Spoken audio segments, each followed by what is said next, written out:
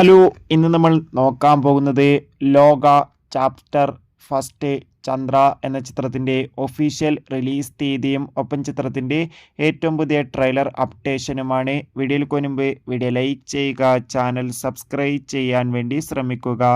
നെസ്ലിൻ, കല്യാണി എന്നൊക്കെ പ്രധാന കഥാപാത്രങ്ങളായിട്ട് വരാൻ പോകുന്ന ചിത്രമാണ് ലോക ചാപ്റ്റർ 1 ചന്ദ്ര.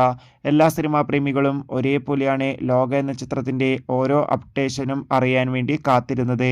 ഫൈനലി ചിത്രത്തിൻ്റെ ഒഫീഷ്യൽ ടീസറിനൊക്കെ അതിഗംഭീരമായ റെസ്പോൺസ് ആയിരുന്നു സ്വന്തമാക്കാൻ വേണ്ടി സാധിച്ചിട്ടുണ്ടായിരുന്നത്.